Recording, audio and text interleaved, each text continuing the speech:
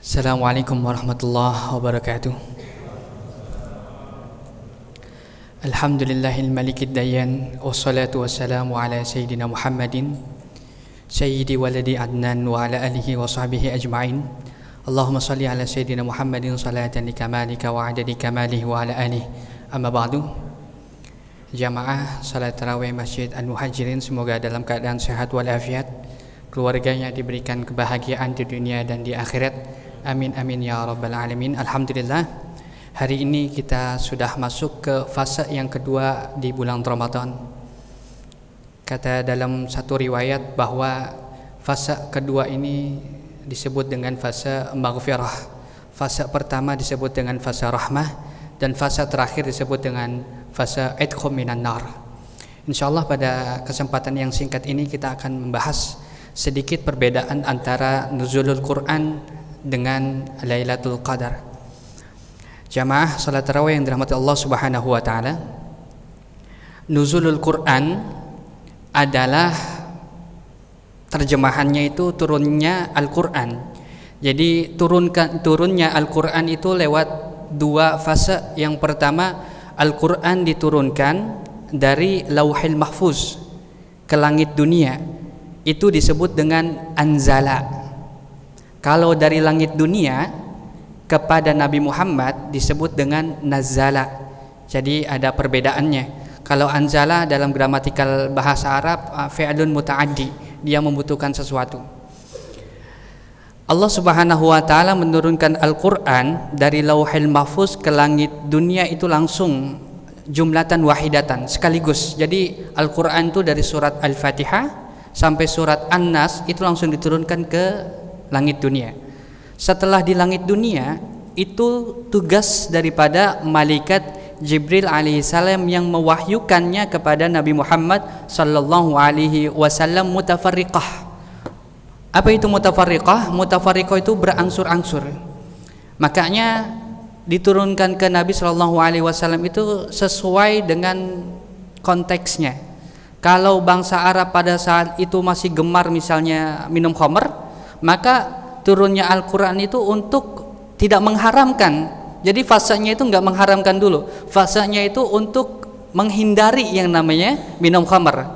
Kata Allah Subhanahu wa taala, ya ayyuhalladzina amanu la taqrabus salata wa antum sukara. Jangan kamu salat sedangkan kamu dalam keadaan mabuk. Mafhumnya berarti kalau enggak salat, mafhum mukhalafahnya, mafhum kebalikannya, pemahaman kebalikannya berarti kalau enggak salat boleh minum khamr, ya.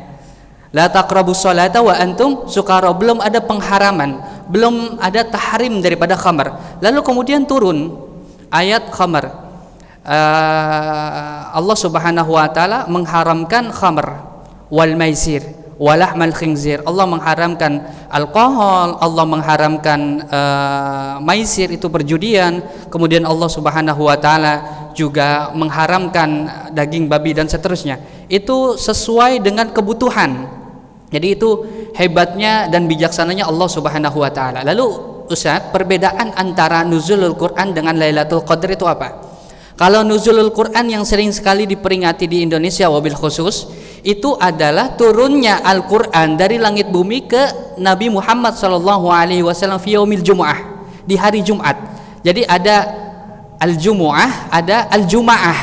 Kalau Al-Jumu'ah itu hari, kalau Al-Juma'ah itu artinya minggu. Jadi di kaidah bahasa Arab itu kita mengenal ziyadatul harfi tadullu ala ziyadatul ma'na, atau ziyadatul mabna tadullu ala ziyadatul ma'na. Satu huruf saja di Al-Quran ada tambahan maka maknanya berbeda. Jangankan satu huruf, satu titik. Bismillahirrahmanirrahim. Ar-Rahim artinya apa? Maha penyayang. Ar-Rajim cuman dikasih titik, artinya apa? Pembangkang. Jadi maknanya 180 derajat berbeda. Nah, itu tentang perbedaan antara Lailatul Qadar dengan nuzulul Quran. Jadi yang disebut dengan nuzulul Quran adalah turunnya Al-Quran kepada Nabi Muhammad SAW dari langit bumi. Baik. Kalau Lailatul Qadar itu adalah turunnya Al-Quran dari Lauhil Mahfuz. Kemana? Ke langit bumi. Itu namanya Lailatul Qadar. Kalau yang ini tidak ada orang satupun di dunia ini yang tahu. Bahkan semua ulama itu tidak ada yang tahu, hanya menerka-nerka. Kata Al-Imam Al-Qurtubi dalam tafsirnya itu, beliau menafsirkan inna anzalnahu fi lailatul qadar itu turunnya di 24 Ramadan. Betul, turunnya di Ramadan. Apa clue-nya? Apa pesannya? Apa infonya? Kenapa bisa tahu turun di bulan Ramadan? Syahrul Ramadan alladzi unzila fihil Qur'an. Al-Qur'an itu diturunkan di bulan Ramadan. Jadi kita tahu bahwa Lailatul Qadar itu sifatnya rahasia. Dan setelah kita tahu perbedaan antara nuzulul Quran dengan Lailatul Qadar, sekali lagi saya tegaskan, Lailatul Qadar itu dari Lauhil Mahfuz ke langit dunia. Nuzulul Quran dari langit dunia ke Nabi Muhammad sallallahu alaihi wasallam. Ciri-ciri daripada Lailatul Qadar para ulama sudah menggariskan dalam kitab-kitab klasiknya. Yang pertama itu terjadi di 10 terakhir bulan Ramadan. Kemudian yang kedua di tanggal ganjil. Kemudian yang ketiga malam harinya itu terasa, kalau orang Betawi bilang itu malamnya adem, nggak ngelekep. Jadi kadang-kadang malam itu biar kata malam tapi panas. Enggak, kalau Lailatul Qadar itu malamnya sejuk, tidak panas dan juga tidak terlalu dingin. Pagi harinya mataharinya tidak menyengat.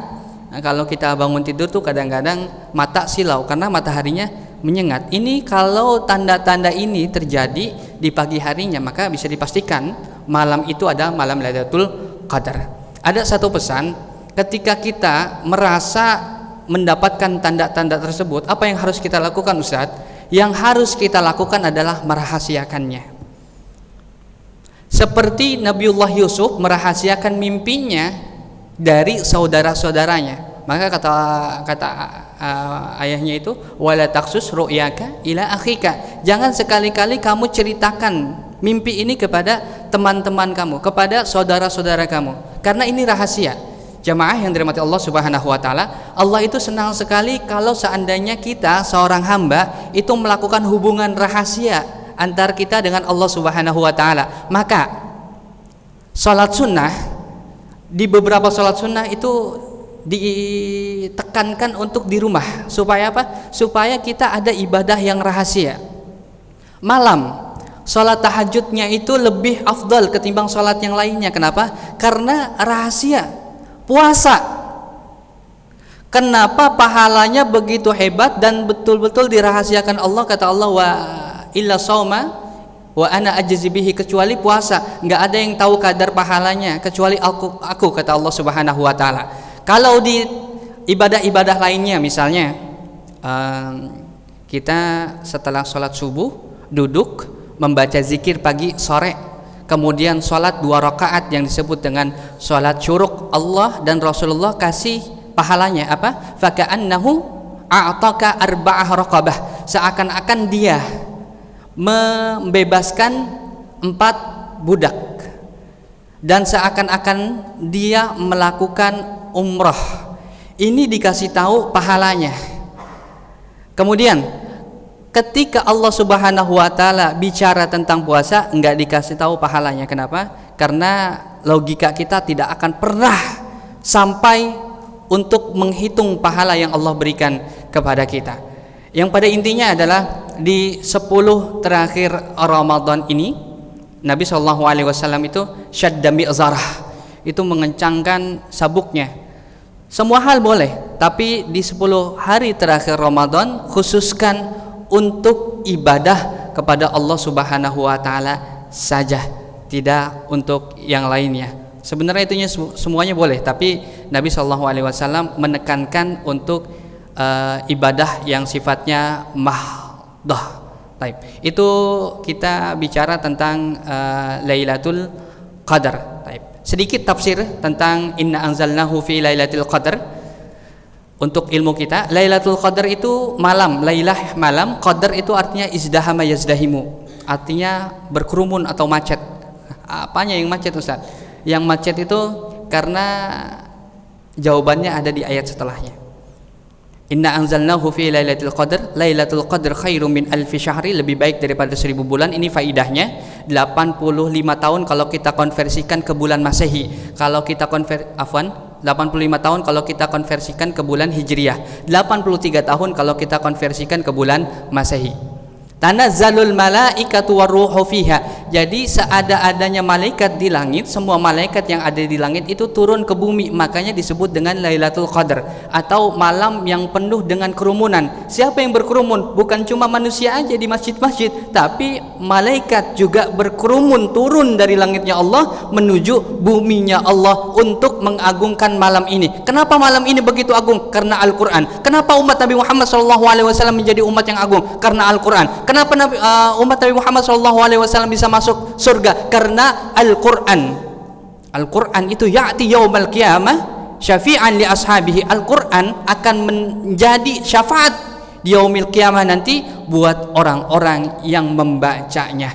Dan alhamdulillah 1, 2, 3 orang di masjid ini sudah khatam. Maka kalau sudah khatam, ajak semua keluarganya. Dalam kitab Syu'abul Iman Al-Imam Baihaqi meriwayatkan hadis dari Nabi SAW, ma'a kulli khatmah dakwah mustajabah. Setiap kita menghatamkan Al-Quran maka doa di situ diijabahkan. Maka Al-Imam Malik ibn Anas itu selalu hassa ahlahu wa zaujatahu wa auladahu, menganjurkan, kemudian mengajak anak-anaknya, istrinya, keluarganya itu kumpul kalau anaknya itu ada yang khataman, kemudian berdoa. Karena di saat itu doa mustajabah. Udah mah di bulan Ramadan, kedua khataman Al-Quran. Mudah-mudahan kita dimudahkan oleh Allah Subhanahu wa taala, keluarga kita menjadi ahlul Quran, keluarga kita menjadi hafiz Al-Quran, keluarga kita bisa memahami daripada isi dan kandungan, juga mengamalkan apa yang ada di dalam Al-Quran. Itu saja, mudah-mudahan bermanfaat ilmu yang kita kaji pada malam dan kesempatan kali ini. Sehat wal afiat untuk semua jamaah. Alaikum minkum, Allahumma muwaffiq ila aqwamit thoriq. Assalamualaikum warahmatullahi taala wabarakatuh.